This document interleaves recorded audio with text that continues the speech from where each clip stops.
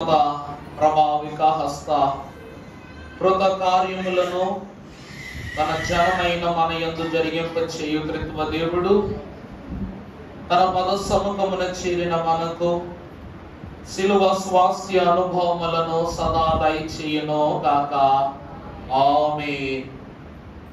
సంతోషం అనేటిది నా వాక్య భాగమును ధ్యానం చేసుకుందాము. పరిశుద్ధ లేఖన భాగముల నుండి భక్తుడైన లూకా రాసిన సువార్త పాఠము 10వ అధ్యాయము 38వ వచనము నుండి 42 వచనము వరకు దేవుని మాటలను జ్ఞాపకం చేసుకుందాం. ఒకసారి ఆ భాగం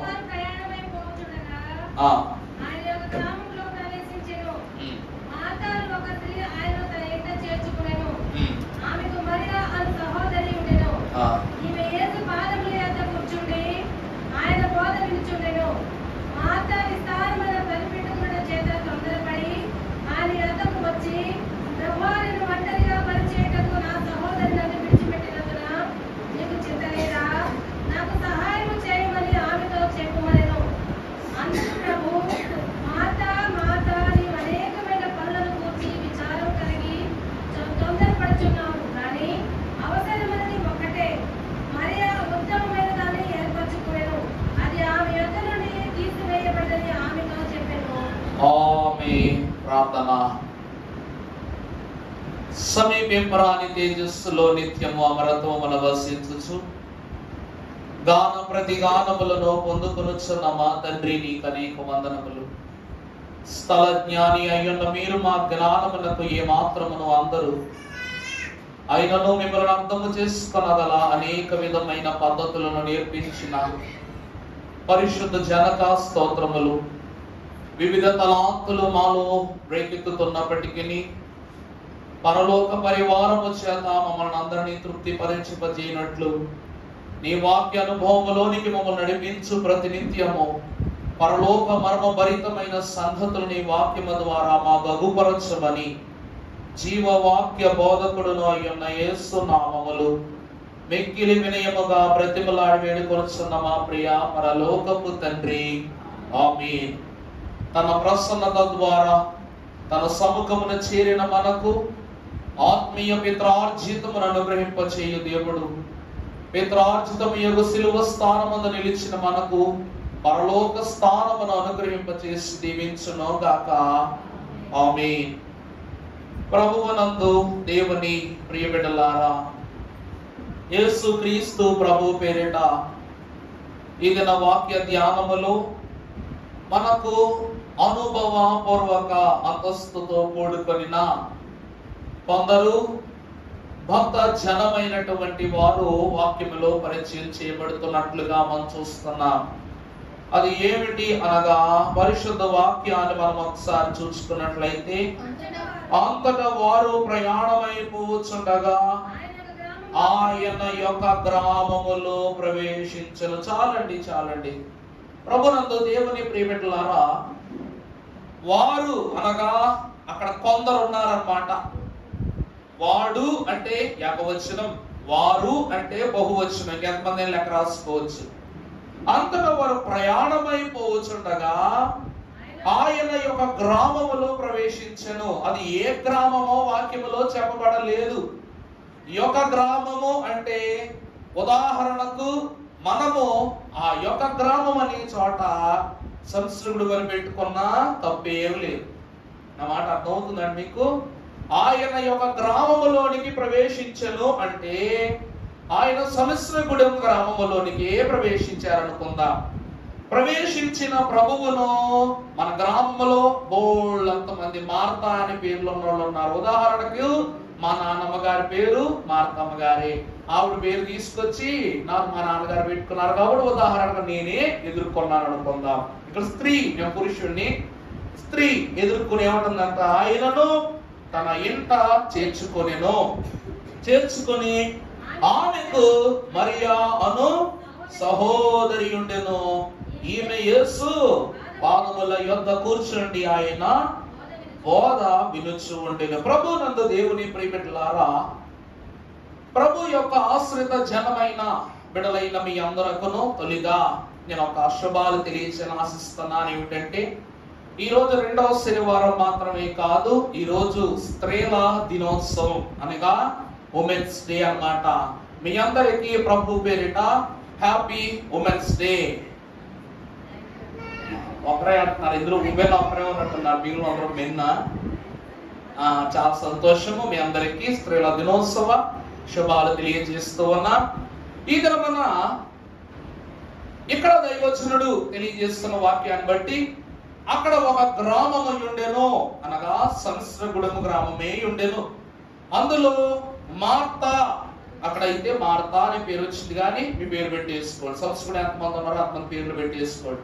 పెట్టుకుని మీరందరూ ఏం చేస్తున్నారంట, ఆయన ఎదుర్కొని ఆయన ఆ స్త్రీ ఆయనను తన ఇంట చేర్చుకున్నాడు. దేవుడైన యేసుక్రీస్తు యెహోవా యొక్క ప్రియ కుమారుడు ప్రభువు మన గ్రామమునకు వచ్చినప్పుడు ఆయన ఏర్పాటు జనముగా ఉన్న స్త్రీలైన మీరు ప్రభువుని ఏం చేస్తారు చెప్పండి, మీ ఇంట చేర్చుకుంటారంట.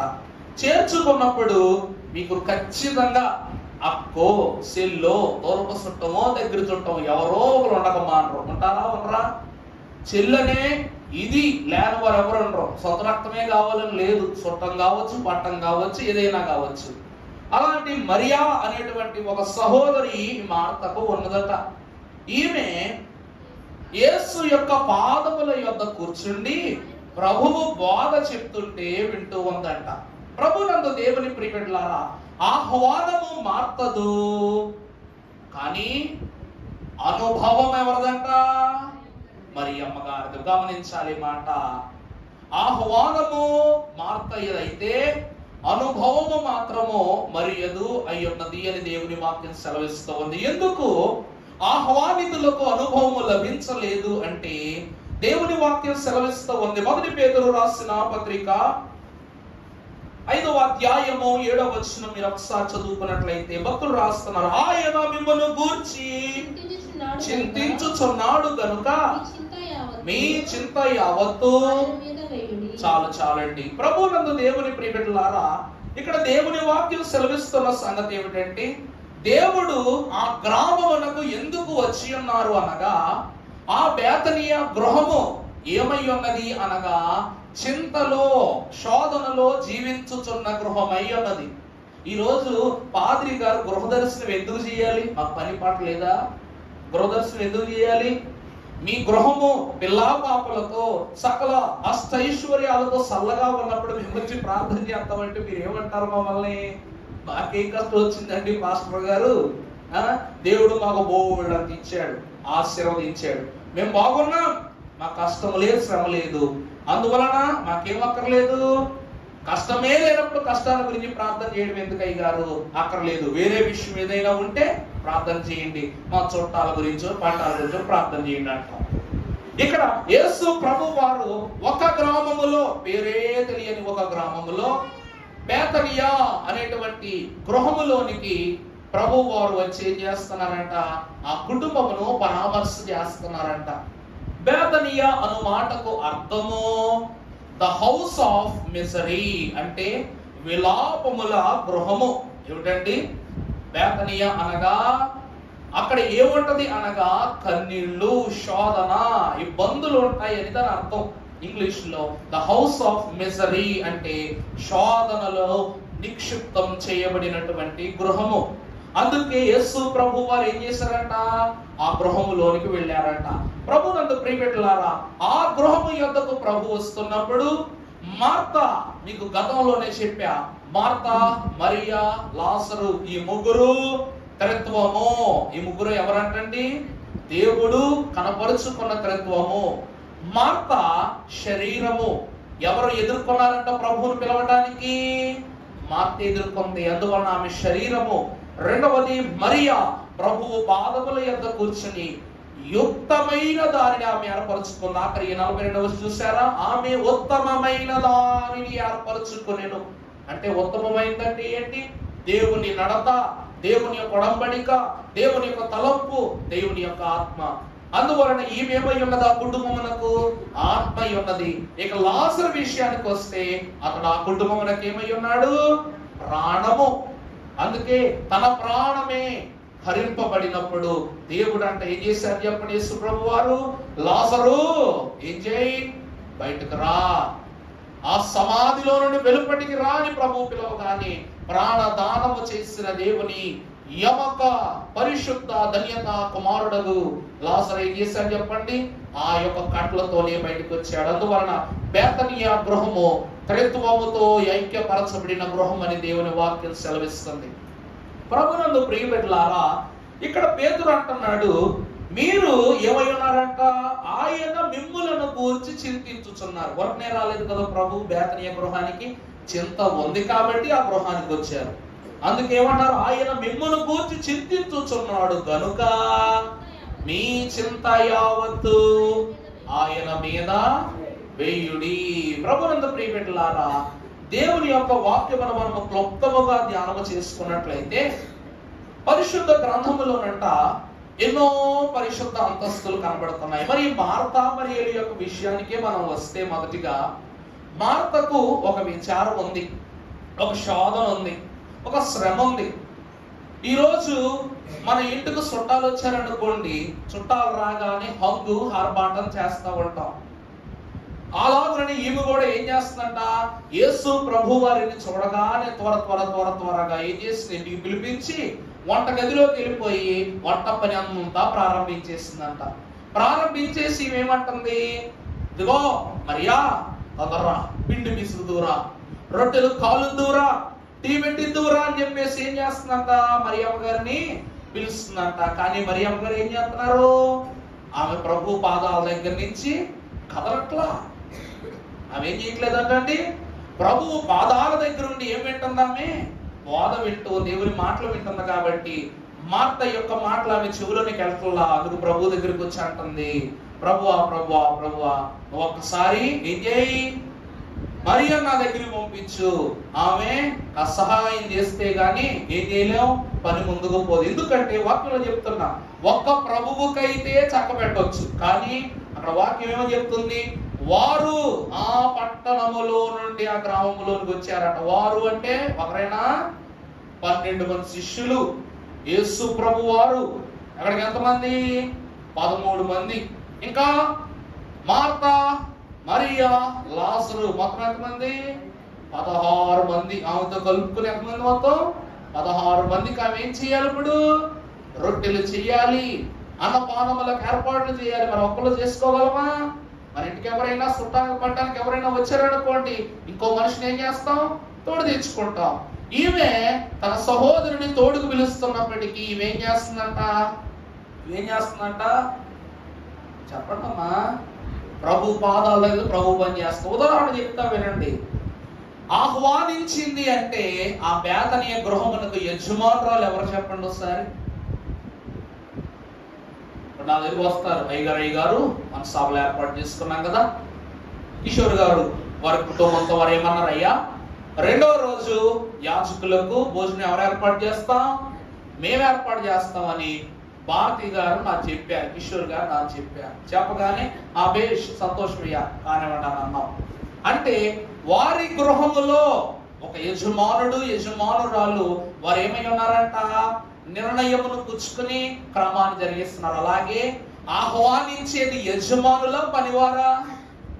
చెప్పండి, యజమానులే. అలాగే మార్త ఆ గృహమునకు యజమానురాలు. అంటే లాజరుకు, మరియకు ఈమెవరో అక్క. ఏమైందండి? అక్క పెద్దదైంది కాబట్టి ఆ గృహం ఆమెదే. దేవుని ప్రియబిడ్డలారా, చిన్నాళ్ళ గురించి ఒక వృత్తాంతాన్ని మీరు విన్నట్లయితే, పెద్దవాళ్ళు ఎంత అధికారము, ఎంత పెత్తందారీతనం చేసినా చిన్నవాళ్ళు మాత్రం పని దొంగలంట. చిన్నవాళ్ళు ఎవరండి? పని దొంగలు. వాళ్ళు ఏం చేస్తారు? నీదే కదా, మొత్తం నీదే కదా, ఎంత ఎందుకు సోదాగా ఈరోజు 4 అయిపోయింది, వెళ్ళి ఇల్లు తడుపుకోవాలి. నేను ఇల్లు తడుపుకోవాలనుకునేసరికి మా చెల్లాయి వచ్చింది అన్నమాట. వచ్చి అంటుంది, అన్నయ్య ఏడికి వెళ్తున్నావురా అంటే, ఇల్లు తడపడానికి వెళ్తున్నారా, కింద పోర్షన్ నేను దడుపుతా, పైపు దడుపుతూలే అని అంటే అంటుంది అనమాట. నాకేం సంబంధం? నేను ఉంటానా? నేను పెళ్లి చేసి వెళ్ళిపోతా. ఆ ఇల్లు ఎవరిది? నీదే, నువ్వే దడుపుకోపో అందన్నమాట. చూసారా, ఒక పని వచ్చేసరికి ఇలా పని దొంగలు తప్పించుకుంటారు. అలాగే పలావ్ తీసుకురమ్మంటావా, అన్నం తీసుకురమ్మంటావా అంటే పలావి తీసుకురా అంతే అన్నమాట. ఏం పలావ్ ఎందుకు, అన్నం ఎందుకు తినమంటే, నాకు కాకపోతే ఇంకెవరో పెడతావు, చెల్లికి కాకపోతే ఎవరో పెడతావు అని ఏం చేసింది, పలావే తెప్పించుకుంది అన్నమాట. అంటే తనకు స్వకీయమైనదిగా భావించినప్పుడు బంధము తనకు అనుకూలంగా మారిపోద్ది. పని తప్పించుకున్నప్పుడు ఆ బంధము తనకు నచ్చినట్లుగా తారుమారైపోద్ది అన్నమాట. ఈరోజు ఆ వైనం జరిగింది. అలాగనే మార్త ఆహ్వానించింది కాబట్టి తెప్పలు ఎవరు పడాలి, మార్తే పడాలి. పడు తంటాలు పడుకో అందంట మరియా పని దొంగ. కానీ మరియా ఉత్తమమైన దాన్ని ఏర్పాటు చేసి, ప్రభునందు దేవుని ప్రియబిడ్డలారా, ఈ రోజు మీరు కూడా స్త్రీలు, ప్రత్యేకంగా చెప్తున్నాను స్త్రీలైన వారు, మీరును మార్త వంటి వారే. మీరు కూడా గృహములో కొన్ని పనులను చక్కపెట్టుకుంటూ, కొన్ని పనులను చక్కపరుచుకుంటూ ఎక్కడికి రావాలి, ఈ సిలువ ధ్యానాలకు రావాలి. కొంతమందికి 7:10 కావచ్చు, 7:20 కావచ్చు, 7:30 కావచ్చు, వర్తమానం కావచ్చు, కొంతమందికి దీవెన కూడా కావచ్చు. అంటే ఇక్కడ యేసు ప్రభు వారిని ఆహ్వానించినది కానీ యేసు ప్రభు వారిలోకి మాత్రం ఆమె ఏం కాలేకపోయిందంట, ఆహ్వానించబడలేదు. అర్థమైందా అండి? ప్రభువును ఆహ్వానించిన అంతస్తు ఆమెలో ఉన్నది కానీ ప్రభువులోనికి ఆహ్వానింపబడే అంతస్తు ఆమెకు లేదు. ఆ అంతస్తు ఎవరు పుచ్చుకున్నారు అయ్యా అంటే మరియా పుచ్చుకున్నట్లు. అందుకే మరియా ఉత్తమమైన దానిని ఏర్పరచుకొని, ఈరోజు కూడా పనులు పనులు పనులు రాకడ ప్రార్థనా స్థుతులు చదువుతాం కదా, దినమంతా పని పాటలు అంటూ కాలమును వ్యర్థము చేయగా ఒకానొక సమయమున దేవుని యొక్క రాకడ వచ్చును. ఇంకానూ మనము పనులు చేస్తూ ఆయన రాకడమును ఆలస్యము చేసిన ఎడల ఆయన త్వరగా వచ్చి పనుపాటలు చేసుకున్న మనం చూసి సిద్ధపడిన వారిని కొనిపోతారు. మిగిలిన వాళ్ళు ఏం చేస్తారంట, మిగిలిన వాళ్ళు అక్కడే ఆగిపోతారంట. నీ పని నిన్నేం చేసింది చెప్పండి, దేవునికి దూరస్తుల్ని చేసింది.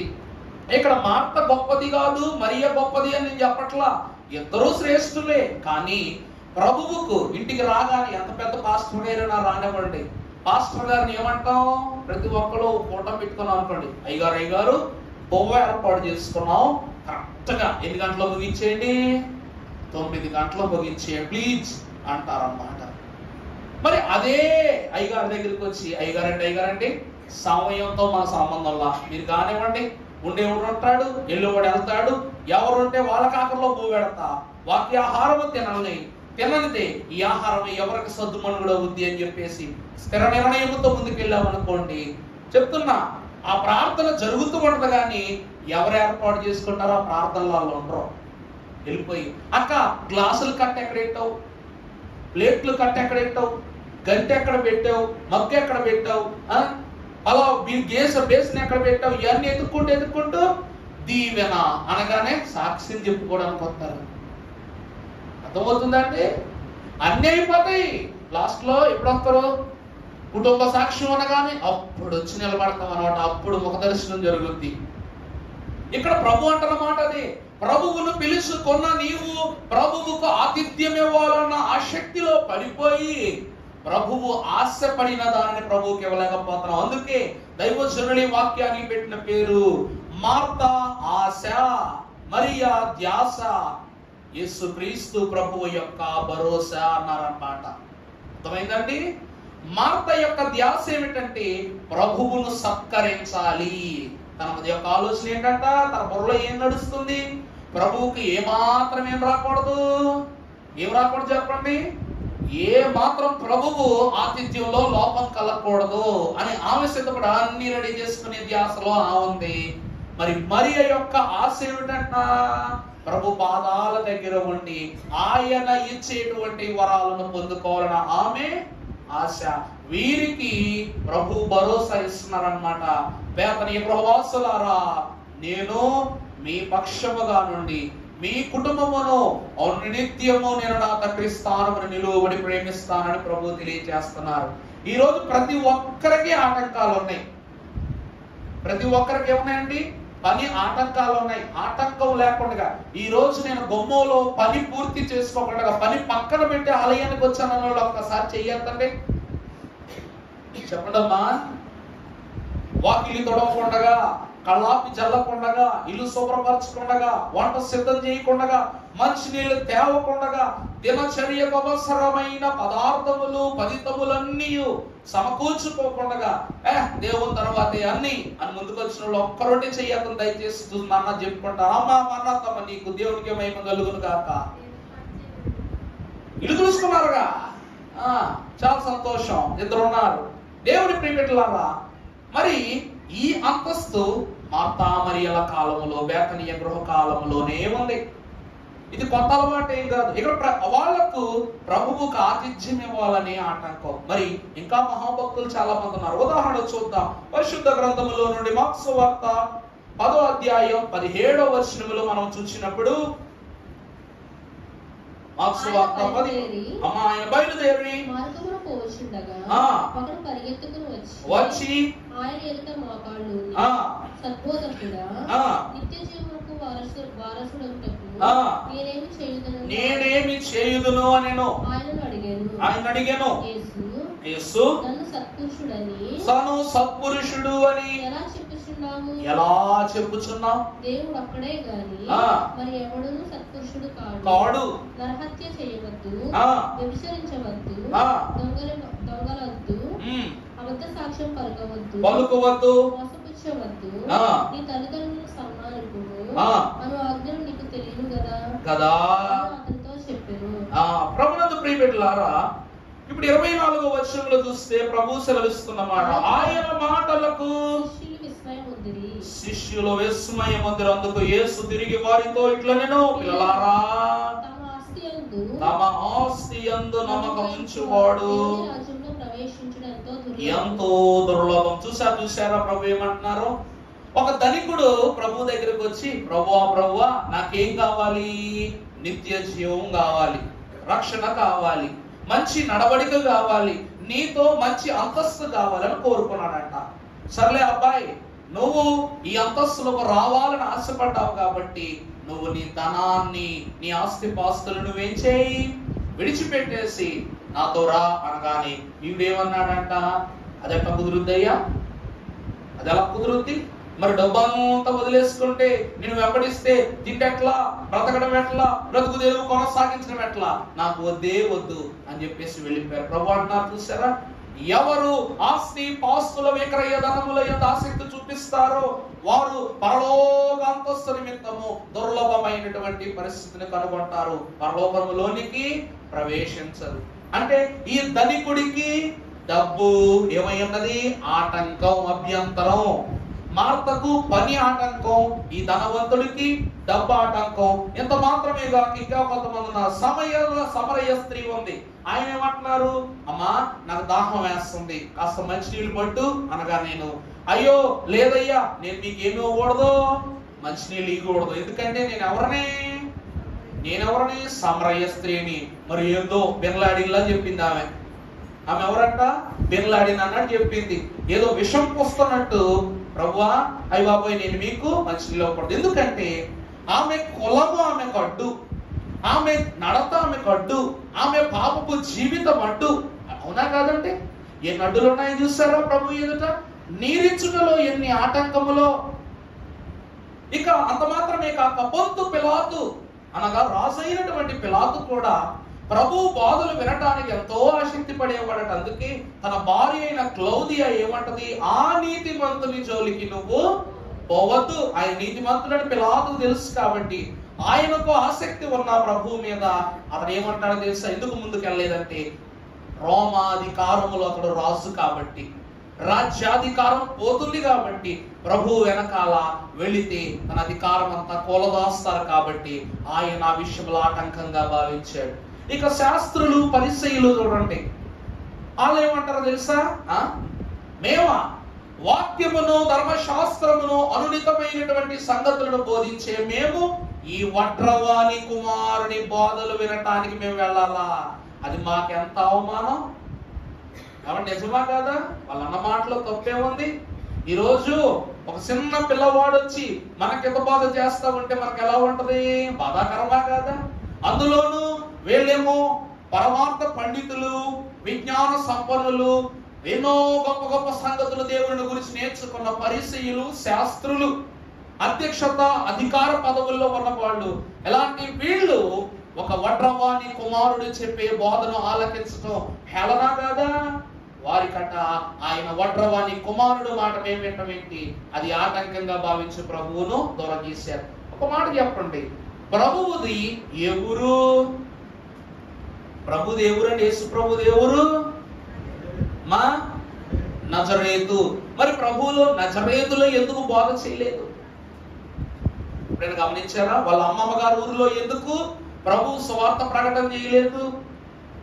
ప్రభు జన్మ వృత్తాంతము బెత్లెహేములో జరిగింది. నజరేతును దాటి బెత్లెహేమునకు వచ్చి అక్కడ నుండి గలిలయ ప్రాంతమంతయు ప్రభు ఏం చేశారంట? పర్యటన చేస్తూ సువార్త ప్రకటన చేశారు. కానీ ప్రభువు తన సొంత అమ్మగారి యొక్క పుట్టిల్లో, అమ్మమ్మ గారి ఊరిలో ఎందుకు సువార్త ప్రకటించలేదు? ఎందుకంటే ఈయన దేవుని కుమారుడు అని అక్కడ ఎవరు నమ్మరు. ఎవరి కుమారుడు నమ్ముతారు? ఈయన యోసేపు కుమారుడు నమ్ముతారు. మరి ఆయన బోధలు చెల్లుతాయా? అవంటే మీకు మాట చెప్తా. సేవకులకి మనసులో పెట్టుకున్నట్టు బాధలో పడకపోకండి. సేవకులకి సొంత ఊరిలో ఎంత గొప్ప మర్యాద ఉంటుందో మనకు బాగా తెలుసు. అర్థమవుతుందా మీకు? సరదా కానీ ఏం చెప్తున్నా, అదే ఇదే సంఘం వేరే చోట పెట్టుకున్నాను అనుకోండి, మా దినచర్య కనబడదు, మా ప్రతిచర్య కనబడదు, మా ఊహ కనబడదు, మా ధ్యాస కనబడదు, మా యాస కనబడదు. ఏం కనబడద్దంట? మై గారు తెల్ల సొక్కా వేసుకున్నా తెల్లని వ్యక్తి, తెల్ల ప్యాంట్ వేసుకున్నా తెల్లని వ్యక్తి. అదే కదా అనుకుంటారు వేరే ఊళ్ళో. అందుకే కదా ఈ ఊర్లో సరుకు ఈ ఊర్లో ఏం కాదంట? అమ్ముడు కాదంట. మరి పక్కూళ్ళో మాత్రం ఎంతెట్టు కొనుక్కుంటారో. ఇక్కడ యేసు క్రీస్తు ప్రభువారు కూడా గలిలయ ప్రాంతములో పరుసరమైన యెరూషలేము పట్టణములన్నీ తన సువార్త పరిచర్యతో విస్తరింపజేసిన ప్రభువు తన స్వగ్రామమైన నజరేతు పురములో మాత్రము ఆయన సువార్త వెల్లడి చేయలేదు. ఎందుకంటే ఆయన ఎవరంటున్నారు? వడ్రవాణి కుమారుడు. అందువలన నీ బోధలు మాకేమి కావు? అనుకరీకృతము కాదు. చూసారా, ఆ పురవాసులకు ఇతడు యోసేపు కుమారుడు, ఇతని బోధలు మేము ఎందుకు ఎక్కించుకోవాలి పురలోకి? వాళ్ళకి అదో ఆటంకం. అంతెందుకు? ధర్మశాస్త్ర బోధకుడైన నికోదేము, అపోస్తలుడైన పౌలు భక్తుని యొక్క గురువర్యుడై ఉన్నటువంటి నికోదేము కూడా వారు ధర్మశాస్త్ర విధములను బోధిస్తూ అతడు కూడా ఏం చేశాడంట? అర్ధరాత్రి వచ్చేవాడంట ప్రభు యొక్క మాట్లాడటానికి. ఎందుకంటే పగటిపూట వస్తే ధర్మశాస్త్రాన్ని బోధించి గురువర్యుడయ్యుండి కూడా ఇక్కడ ఏం చేసేవాడంట?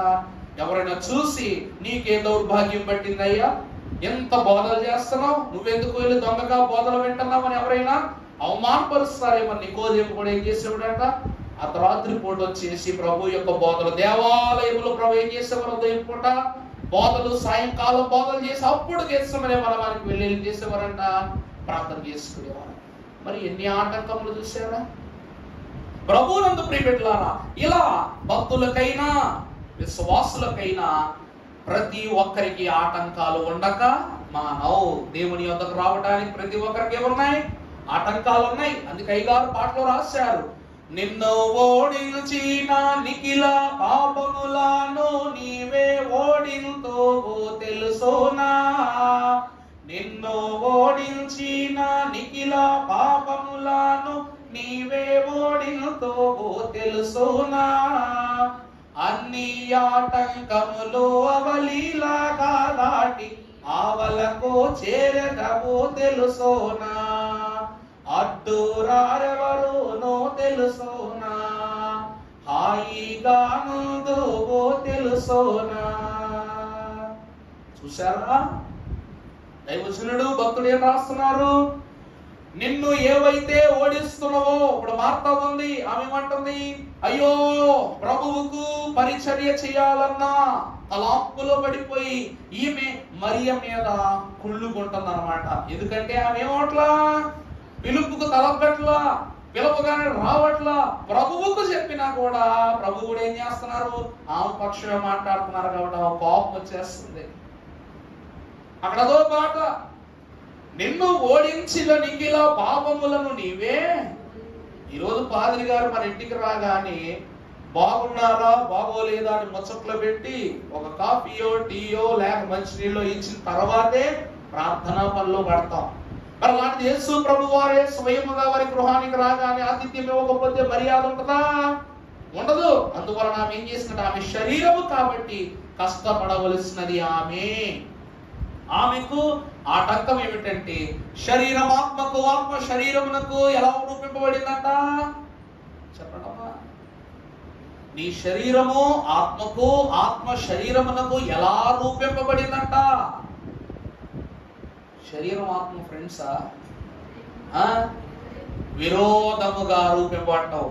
నీ ఆత్మ చేసే పని శరీరానికి నచ్చదు, శరీరం చేసే పని ఆత్మకు నచ్చదు. కాబట్టి ప్రభు అంటున్నారు అక్కడ, మార్త చేసే పని ప్రభువుకు నచ్చట్లా, మరియు కూడా నచ్చట్లేదు. ఎందుకంటే ప్రభువు మంచి బోధ చేస్తుంటే ఆమె అక్కడ వెళ్ళి ఎక్కడ సామాన్లు సర్దుకుంటుంది. ఇక్కడ ప్రభు అయిన యేసుక్రీస్తు ప్రభు వారు బోధ చేస్తుంటే వినలేకపోయినందుకు ఆమె కూడా ఏం చేస్తుందంట, వీళ్ళ మీద జలసీ పడుతుందంట.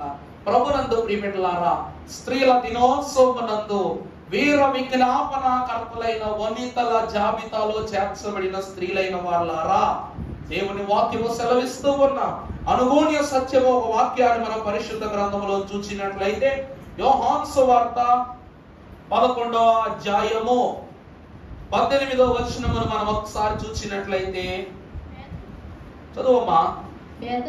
బేతనియ యెరూషలేముకు సమీపమై ఉండెను. దానికి ఇంచుమించు కోసము దూరము. కనుక యూదులలో అనేకులు వారి సహోదరుని గూర్చి మార్తను మరియను ఓదార్చుటకై వారి యొద్దకు వచ్చుచుండిరి. ప్రభునందు ప్రియమిత్రులారా, ప్రభు యెరూషలేము పట్టణము నుండి బేతనియాకు వచ్చారంట.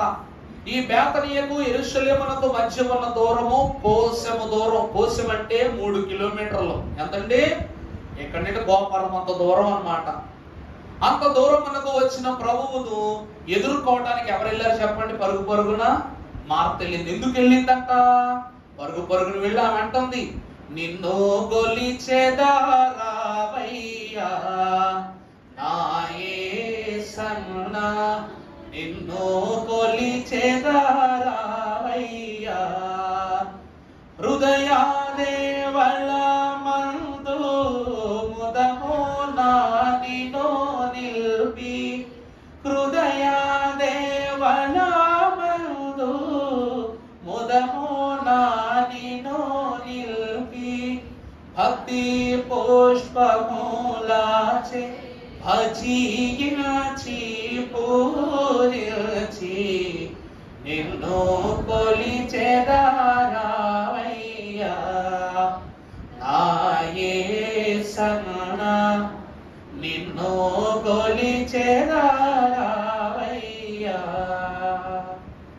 ఈమె ఎందుకు వెళ్ళిందండి ప్రభు దగ్గరికి? నిన్ను కొలిచెదా రావయ్యా, మా ఇంటికి రావయ్యా నా యేసన్నా.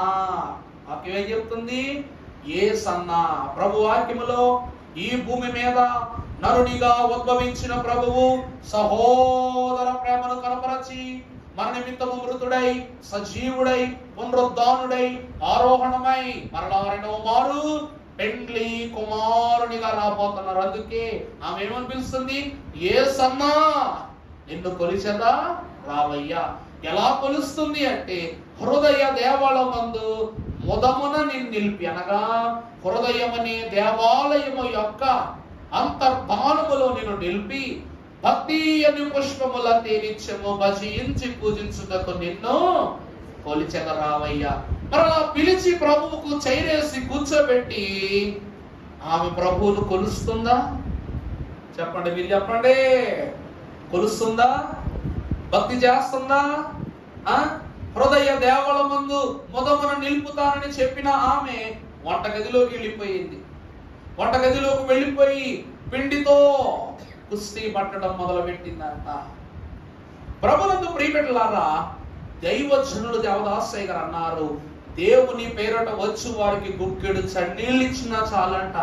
మనమేమో హంగు ఆర్బాటం, అయ్యా జ్యూస్ తాగుతారా, పెసరట్టు తింటారా, ఉప్మా తింటారా, శనగ చెట్టి తింటారా, ఏం చేస్తుంటావు, అంత హోటల్ మెనూ కార్డు చదువుకుంటావు అన్నమాట. మరి ప్రభువుకు కావలసినది ఆత్మల దాహం. ప్రభువుకి ఏ దాహం ఉంది అక్కడ? ఆత్మల దాహం ఉంది. ఆ దాహమును గ్రహించినటువంటి మార్త ధన్యతను విడనడినది. అది గ్రహించిన మరియా ధన్యతను అనుభవించినదిగా కనబడుతూ ఉంది. ఈ రోజు మనం అనుకోవచ్చు, ఏమంటే మరి ఆతిథ్యం ఇవ్వకపోతే మాట వచ్చేయదు. మనం ఏమంటామమ్మా? మనం ఆతిథ్యం ఇవ్వకపోతే మాట వచ్చేయదు మీరే అంటున్నారు కదా, అలాగని పనులు పక్కన పెట్టేసేమంటారా? ఇల్లు శుభ్రం చేసుకోవద్దా? ఈ పని పాటలు క్రమం చేసుకోవద్దా? దేవుని సన్నిధిలోనే ఉండాలా అని అంటే, బిడ్డలారా, ఆ మాట నేను చెప్పను. జ్ఞానవంతురాలు తన ఇల్లు కట్టుకొనుట జ్ఞానవంతురాలికి ఎంత శోభస్కరమో, దానిని జాగరపరుచుకునుట కూడా అంతే శోభస్కరం. కానీ దేవుని వాక్యం సెలవిస్తుంది, నీ పనుల భారము ఎవరి మీద మోపాలా? యెహోవా మీద మోపాలా. స్త్రీలు వీర విజ్ఞాపన కర్తలైన వనితలు, తాలిమి గల తల్లులై ఉన్న మీరు, తాలిమనగా ధైర్యం, అంతి ధైర్యం ఉన్నటువంటి తల్లులు, గృహ నిర్వాహకులై ఉన్న మీకు సర్వసాధారణమైనటువంటి పని దినదినము దినచర్యలో బిడ్డను చక్కబెట్టి, కుటుంబాలను చక్కబెట్టి, అన్నిటినీ చక్కబెట్టిన మీరు దేవునిని కూడా చక్కబెట్టడం నేర్చుకోవాలి. అర్థమైందని వాక్యం ఏం చెప్తుందో? నీ బిడ్డకు అన్ని సమకూర్చి స్కూలుకు పంపటం ఎంతగా అవసరమో, ఎంత బాధ్యతాకరమో, నీ భర్తకు సమస్తము సమకూర్చి ఉద్యోగానికి పంపటం ఎంత అవసరమో, నీ గృహమంతటిని జాగ్రత్త పరుచుకోవడం ఎంత అవసరమో, దైవ సాన్నిధ్యములో దేవునిని కూడా చక్కపరచటము అంతే ఏమై ఉన్నది? బాధ్యతాపరమైనటువంటి పని అయి ఉన్నది. మనం అనుకోవచ్చు, అయ్యా మాకెట్ట కుదురుతాయండి అన్ని, మాకు అవన్నీ ఎట్ట కుదురుతాయంటే, అయ్యగారు ఒక అద్భుతమైనటువంటి పాటలో రాశారు, ఏకాంత స్థలమో కోరుమో దేవుని ప్రార్థింప, ఏకాంత స్థలమో చేరుమో, నీవు నా పని మీద వెళ్ళుము, నేను నీ పని మీద వెళ్ళు. ఈ విచిత్రమయమైన మాట యేసు ప్రభువు పలుకుచుండు, ఏకాంత స్థలము కోరుము దేవుని ప్రార్థింప, ఏకాంత స్థలము చేరుము. దేవుని ప్రియబిడ్డలారా, దేవుని వాక్యం సెలవిస్తున్నట్టు అయ్యగారు ఎవరు రాశారు? నువ్వు నా పని మీద వెళ్ళుము, నేను నీ పని మీద వెళతా. నువ్వు చక్కపరచబడలేని సంగతులు నేనేం చేస్తా? నేను చక్కబెడతాను ప్రభు అంటున్నారు. అలాగే మరొక చరణం కూడా ప్రభు రాస్తున్నారు, ఎక్కువ పనులు ఉన్నాడే ఎక్కువ ప్రార్థన చేయవలెను, ఎక్కువ పనులు ఉన్నాడే ఎక్కువ ప్రార్థన చేయవలెను, ఎక్కువ పనిలో నీ సగము అప్పటికప్పుడే సఫలమగును, ఏకాంత స్థలము కోరుము దేవుని ప్రార్థింప, ఏకాంత స్థలము చేరుము. దేవుని ప్రియబిడ్డలారా, ప్రభు యొక్క సాన్నిధ్య సహవాసములో మీరు క్రమపరుస్తూ చూసినట్లయితే ప్రభు అంటున్నారు, ఎక్కువ పనులు ఉన్నప్పుడే మనం ఏం చేయాలి? ఎక్కువ ప్రార్థన చేయాలి. ఎక్కువ ప్రార్థన చేస్తే ఎక్కువ పనులలో సగానికి సగం అక్కడేమైపోతాయంట? చక్కబడిపోతాయంట. ఎందుకంటే ప్రియబిడ్డలారా, తన సహోదరుడైన లాజరు మరణించినప్పుడు ప్రభు వారు బేతనియా గృహము యొద్దకు ఆయన రాగానే మార్తే మళ్ళా ఎదుర్కొందంట. మార్తే ఏం చేసిందంట? ప్రభు దగ్గరికి వెళ్ళి ఎదుర్కొందంట. వాక్యం చదువుకుందా పరిశుద్ధ గ్రంథములో నుండి, యోహాను సువార్త 11వ అధ్యాయము 20వ వచనం చదువు ఒకసారి. మార్తా యేసు వచ్చి ఉన్నాడని విని ఆయనను ఎదుర్కొని వెళ్ళెను. కానీ మరియా ఆ ఇంటిలో చూసారా మళ్ళా ఇక్కడ కూడా సేమే. ఇక్కడ ఆహ్వానితురాలుగా ఎవరు కనబడుతున్నారు? మార్త కనబడుతుంది. గృహములో కూర్చున్న వాణిగా మరియ కనబడుతుంది. చదువమ్మా. మార్త యేసుతో, ప్రభువా నీవు ఇక్కడనే ఉండిన ఎడల నా సహోదరుడు ఏమోనంట చావకుండా ఉండును. ఎప్పుడైనను నీవు దేవుని ఏమి అడిగినను ఎరుగుదన నేను చెప్పగా